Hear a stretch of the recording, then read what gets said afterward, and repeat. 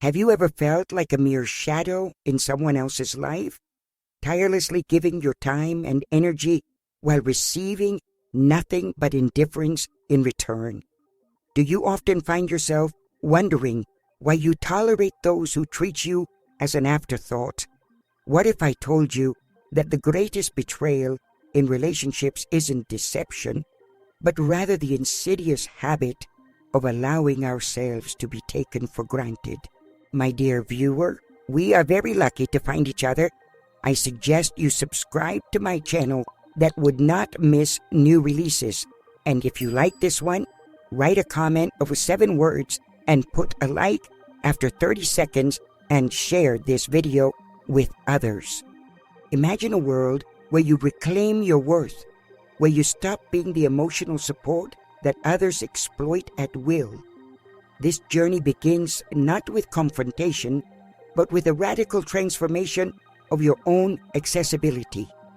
The first step lies in a method I like to call stop contact. This isn't merely about cutting off communication. It's about establishing boundaries that reflect your self-respect. It's time to stop offering bonuses to those who have shown you their disregard. Picture this. You've spent years being the one to reach out first, to extend your hand in friendship, to be the one who always shows up. But what if you decided to change the narrative? What if you just stop? Cancel that coffee date you always initiate. Don't respond immediately when they call. Or better yet, don't respond at all. Let the silence linger. Oftentimes, approximately 80% of these people won't even notice your absence. However, the remaining 20% will begin to realize the void you've left behind. They may ask, "What happened? Where did you go?" This is your opportunity. This is when you can gauge who truly values your presence and who merely used you as an emotional crutch. You see, people tend to appreciate only what they risk losing. As long as you are always available, like air that surrounds them, unnoticed yet essential, they won't recognize your significance. But once you step back, allowing them to experience life without your constant support, they must either adapt or seek someone else to fill the space you once occupied. This is not manipulation. This is a declaration of your worth. If someone genuinely values you, they will take note of your absence. If they do not, then you've simply made room for those who will cherish you fully. The second method involves a simple yet revealing exercise. Compare the way they interact with you versus how they engage with others. Recall the times you've seen this person interact with those they respect. Notice the deference, the attentiveness, the laughter they share with others. A stark contrast to the way they treat you. When they speak to their boss, they are polite and eager to please. Yet, with you, their responses are curt, their interest lukewarm. Ask yourself, would a true friend or partner treat someone they respect in such a manner? If the answer is no, then you are not the issue. They are making a conscious decision about how they choose to treat you. This realization is powerful. You're no longer shackled by self-doubt or guilt. You see the truth? They are choosing indifference over appreciation. Shifting your perspective in this way allows you to break free from emotional entanglements. It is painful, yes, but it is also liberating. No longer must you wait in vain for someone to change. If they can be attentive to others, yet remain indifferent towards you, that is a choice they are making, and it speaks volumes about their character. Shift your focus instead to those who reciprocate your kindness and invest in relationships where you feel valued. In a world where we are often told that it's better to hold on to what we have, even if it's less than we deserve, perhaps letting go of the unworthy is the most prudent course of action. And then we arrive at the third method, one that I refer to as the quiet exit. This approach is powerful in its simplicity. It involves creating distance without the burden of explanation. Remarkably, the more we try to express our hurt, the less they seem to understand. Often, those who have taken us for granted either dismiss our feelings, become defensive, or feign understanding only to revert to their old ways shortly after. Instead of engaging in fruitless discussions, withdraw quietly. Stop being the first to initiate contact. Instead of reaching out with, "Hey, how have you been?" allow them to wonder where you've gone. If they seek your companionship, let them take the first step. If they come to you with complaints about their lives, redirect the conversation. If they seek your advice, tell them that you're not the best person for that. This subtle shift forces them to confront the reality of your absence. If they truly need you, they will reach out. If they don't, they won't even notice that you have faded into the background. In a society where confrontation is often expected, we must resist the urge to justify our feelings. It is easy to be shamed into thinking that we owe an explanation for our silence. But reflect on this. Would someone who has consistently disregarded your feelings genuinely understand your pain after a single conversation? Likely not. They knew of your suffering, yet chose convenience over compassion. Silence, therefore, is not a sign of weakness. It is a test, both for them and for you. Can they thrive without your constant presence? And can you find peace without their indifference? The answer is a resounding yes. I once had a friend with whom I shared over 14 years of companionship. I was always the one to check in first, to offer my support, to celebrate his milestones. One day, I decided to stop. Days turned into weeks and weeks into months. A year passed, and he never reached out. In that moment, I realized the truth. What I had perceived as friendship was merely an illusion, a figment of my imagination. The reality was that I had been forgotten, and not once had he thought to ask about me. So what happens if they eventually ask you, "Where have you been?" Resist the temptation to justify your absence. Don't say, "I was busy." This only provides them with a reason to dismiss your feelings.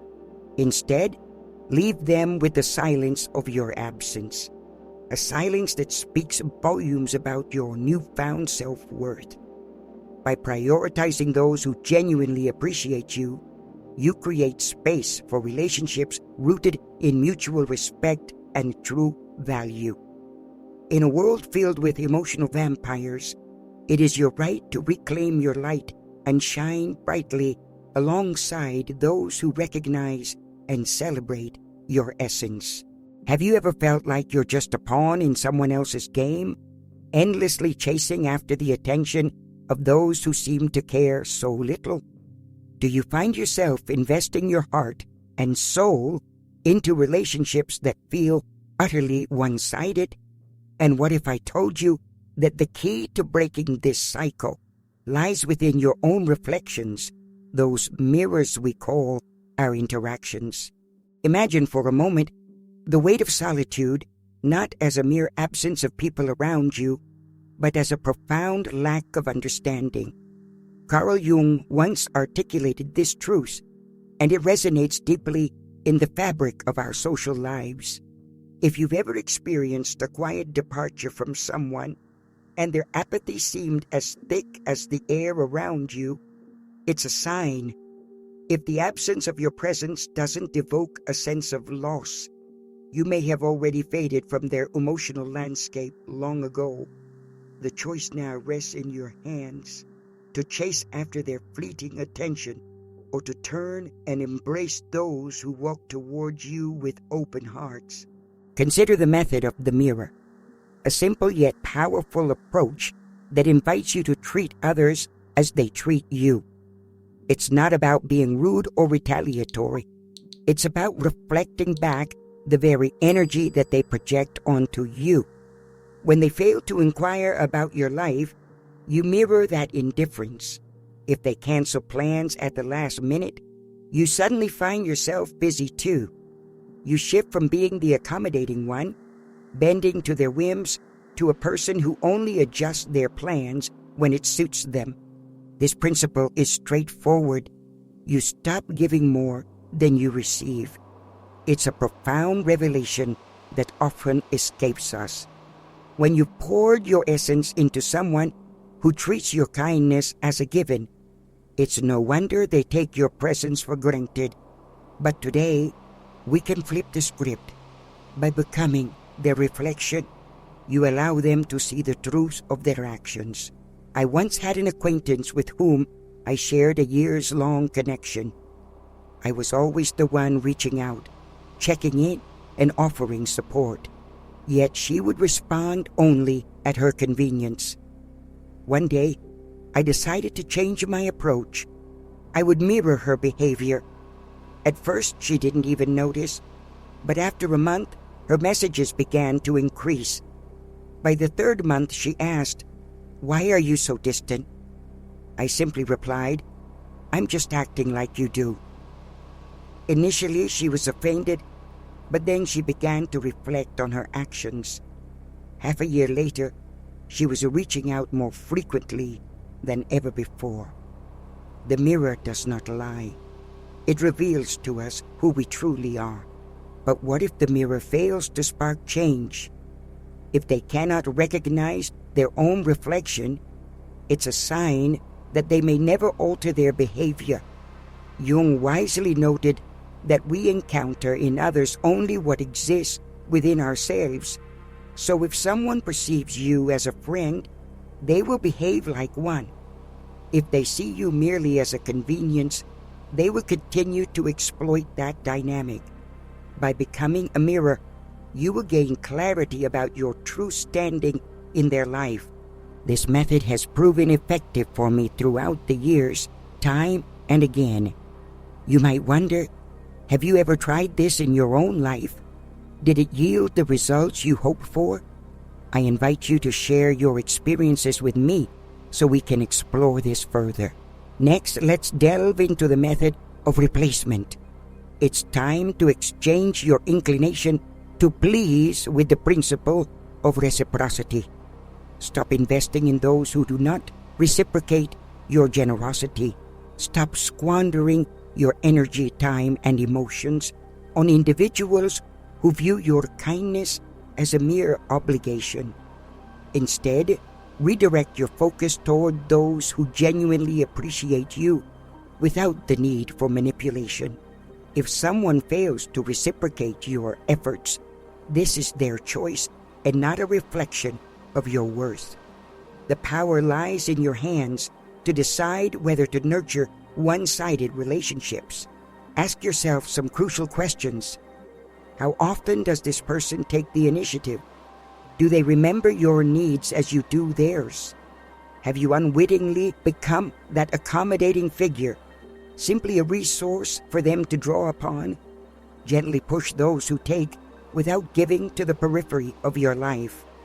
Use that newly freed time and energy to foster relationships with those who celebrate your successes and invest in your happiness. Do not feel the need to explain or justify your shift in focus. You are not obligated to announce that you are no longer willing to pour yourself into someone else's empty cup. Simply take action. Become a little less available. Stop initiating plans and offers of help. When asked for a favor, occasionally say no, and do so without guilt. Observe the reactions. True relationships will reveal themselves in these moments. If someone notices your change and asks what's going on, this is your opportunity for an honest dialogue. If they vanish or take offense, it confirms that they value your presence only for what you provided. Grasp this reality. One-sided relationships drain us like a black hole, pulling us into an abyss where our efforts are met with endless demands.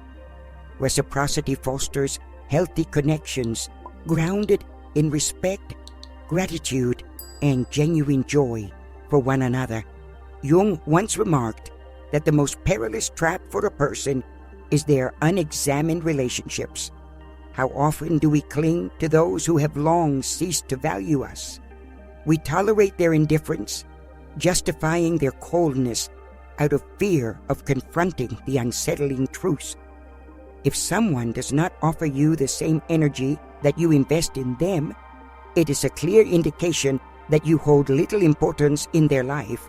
Recognize that your worth is not dependent on those who fail to recognize it. A wise approach, as suggested by Jung, involves confronting the reality of your situation. Ask yourself, does this individual genuinely appreciate me, or is this merely my perception? Write down 3 examples of their neglect. Engage in a conversation, but do so without accusation. Approach it from an observational perspective. I've noticed that my efforts remain unacknowledged. Why is that? Take action based on the response. If nothing changes after your discussion, it's time to step back, not with anger, but with dignity. Yes, it may hurt, yet the pain of disengagement pales in comparison to years of quiet humiliation. Losing a friend may feel daunting, yet remember, you are not losing someone. You are making space for those who are ready to engage sincerely. The world holds countless individuals who will not grasp your essence, and that is all right. There will also be those who see you as sunlight, and for their sake, it is worthwhile to live and thrive. As Jung advised, the best thing you can do for those who undervalue you is to step out of their lives and embark on a new chapter for yourself. This brings us to one final method, the method of open dialogue. Speak candidly with the person about the issues at hand. Look them in the eye and address the situations that trouble you. If your efforts go unnoticed, it's crucial for you to seek a resolution. Picture this scenario. You've been assisting a neighbor for months, fixing their car, signing documents, only to find that when you need help, they suddenly seem preoccupied. Sound familiar? In our corners of the world, particularly in Russia and the former Soviet Union, we often bottle up grievances out of a sense of discomfort that prevents us from speaking up. Instead, we harbor resentments until the pressure builds and we explode over trivial matters. The truth is, healthy relationships thrive on open communication, and by voicing your feelings, you pave the way for deeper connections and more fulfilling interactions. So take that brave step forward and speak your truth. Your voice deserves to be heard, and who knows, the conversation you initiate might lead to a revelation that transforms not just your relationship, but your entire perspective on connection. Have you ever felt like you were just a placeholder in someone else's life? Do you find yourself trapped in relationships that drain your spirit, hoping that one day the other person will finally appreciate you? What if I told you that the key to breaking free lies not in silent endurance, but in the courage to speak your truth? Imagine yourself at home, surrounded by people you care about, yet feeling an invisible weight pressing down on your chest. You've endured the loneliness and the unreciprocated affection for years, waiting for that magical moment when everything will change. But what if it never does? What if the solution is not in waiting, but in action? I've walked this path, my friends. I have felt the pang of resentment bubble beneath the surface, only to be silenced by the unfounded belief that enduring was the nobler choice. But there's a better way. an open conversation. When you confront someone directly, without the need for vague expressions or sugar-coated words, you not only liberate yourself, but also invite them to step into clarity. Picture this. You look someone in the eye and say, "If you truly do not wish to help me, please just tell me." You will find that among decent humans, a few scenarios often play out after that. First, they might apologize and make amends, realizing they had missed your pain. These are the people worth keeping in your life. Second, they may start justifying their actions, floundering in excuses. This is your alarm bell. And third, there are those who are completely oblivious or go so far as to blame you. In such cases, I implore you to apply the third method: create distance. Carl Jung once said that what remains unacknowledged controls us. As long as you remain silent, the same patterns will replay over and over like a broken record. From my own experience, I can tell you that when I began to communicate openly, calmly, and without aggression, about 50% of the people around me started to treat me with more respect. As for the others, well, that is their choice. Do not let fear confine you. In many cultures, especially in post-Soviet states, enduring hardship is often romanticized as a virtue. We are taught to put up with discomfort for the sake of relationships, to forgive endlessly. But let me remind you of another gem from Jung. Where there is no reciprocity, there is no genuine connection, just habit and dependency. And to leave gracefully, one must learn how to walk away properly. After all, you've already expressed everything in an open conversation. Leave without dramatic scenes, without guilt. You've given them the chance. You've acknowledged that even negative experiences have taught you something valuable. I have departed from relationships like these more than once. And here's the twist. As soon as I made room by walking away, new people who genuinely valued my time and kindness rushed in to fill that space. Think of your life as a book. Certain characters appear for just a single page, while others span entire chapters. Ultimately, it is you who decides who will remain until the last page is turned. Do not fear to turn that page, my friends. Trust me when I say that the new chapters are often far more thrilling than the old ones that have long outlived their purpose. If the thought of making such a leap terrifies you, picture your future self a year from now. Will you look back with regret, wishing you had acted sooner? Or will you breathe a sigh of relief, grateful for the release? Choose wisely. You truly deserve better. There exists an ancient truth that remains ever relevant. How you treat yourself sets the tone for how others will treat you. You are under no obligation to be convenient for everyone. You do not need to tolerate those who fail to see your worst, nor should you excuse their behavior. Experiment with these methods, not for revenge, but for your own liberation.